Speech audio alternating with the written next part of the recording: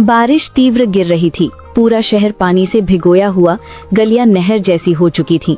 Headlights की पीली किरणें पानी पर झिलमिला रही थीं और लोग छतरियों के नीचे छोटे छोटे झुंड बनाकर अपने घरों की ओर भागते जा रहे थे।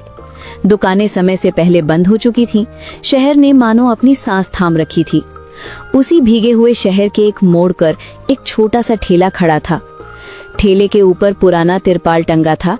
चपटा लाइट का बल्ब नहीं, बस एक झिलमिलाहट जो असहज मौसम में भी उन तले हुए समोसों को बुला रही थी। ठेले के पीछे की मिट्टी गीली थी। मनोज 55-60 के बीच का आदमी था। चेहरे पर समय की लकीरें, बालों में सफेदी और आंखों में अभी भी एक जिद की चमक। उसकी झुग्गी पास ही थी। पत्नी सीता महीनों से बीमार और 2 छोटे बच्चे राहुल और लीना। मनोज ने बारिश की परवाह न करते हुए कढ़ाई में तेल गर्म किया। हर बार जब समोसा तेल में डूबता, उसकी खुशबू हवा में फैलकर भीगे हुए राहगीरों को चिढ़ाती। पर उस दिन सड़कें लगभग सुनसान थी। मनोज की उम्मीदें जमीन पर टिकी थी। काफी देर तक कोई न आया। ठेले के पानी भरे किनारों पर मनोज बार बार सड़क की ओर देखता, हर गली के मोड़ पर उम्मीद ढूंढता। फिर दूर से एक महिला अपने छोटे बेटे को घसीटते हुए आई। बच्चे ने अजनबी जिद की। माँ ने डांटते हुए मना किया, पर बच्चे की मासूम आंखों ने मनोज को हिला दिया। उसने मुस्कुराकर कहा, बेटा यहीं खा लो, गरम गरम है। वो पहला कौर लेते ही बच्चे के चेहरे पर एक अनकही खुशी खिल उठी। मनोज के मन में उसी क्षण अपने बच्चों की ये तस्वीर उभर आई। उसकी आंखें नम हो आईं। वो सोचता रहा, काश मेरे राहुल लीना के हाथ में भी आज समोसा होता। धीरे धीरे लोग आने लगे।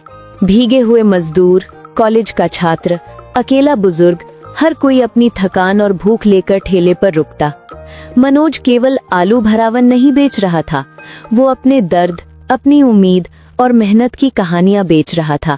हर ग्राहक के साथ वो एक मुस्कान भी दे जाता और हर छोटी खरीदी में उसके घर का बोझ थोड़ा हल्का होता। रात गहराई तो आकाश और क्रूर हो उठा।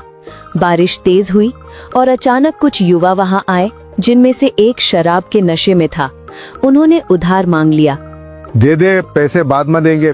मनोज ने नर्म सख्ती से कहा, भाई उधार नहीं चलता, घर में बच्चे हैं। युवा ने बदमाशी में ठेले को धक्का दे दिया। कढ़ाई से तेल टपकने लगा। मनोज के हाथों पर तेल के छींटे लगे। ठेले की मेहनत बिखरते देख उसका मन टूट गया। वो बैठ गया ठेले के पास, थक कर और ठुकरा कर। तभी छतरी हाथ में लिए एक आदमी आया, विकास, एक छोटे अखबार का पत्रकार। उसने दूर से मनोज की जद्दोजहद देखी और पास आकर उसकी बात सुनी। मनोज ने सारी कहानी शर्म और उम्मीद के साथ सुना दी। बीमार पत्नी, भूखे बच्चे, रातों की मेहनत और समाज की उदासीनता।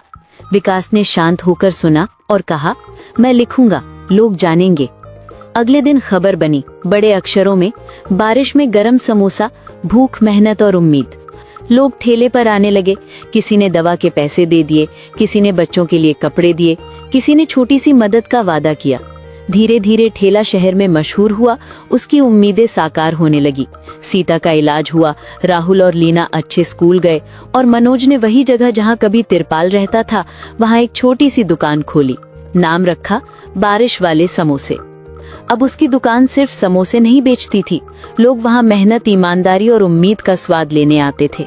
मनोज अक्सर कहता, यह समोसा गरम खाइए, पर याद रखिए इसके पीछे कितनी मेहनत की आग है। दुकान की दीवार पर लगा बोर्ड पढ़ने वाले रुक जाते। बारिश ने मेरी परख की और समोसे ने मुझे बचा लिया। और सचमुच उस एक बरसात की रात ने एक आदमी को सिर्फ ग्राहक नहीं दिया, उसने उसे पहचान, सम्मान और एक नया जीवन दे दिया। यही है समोसे की गरम गरम दास्तान, संघर्ष, मेहनत और जीत।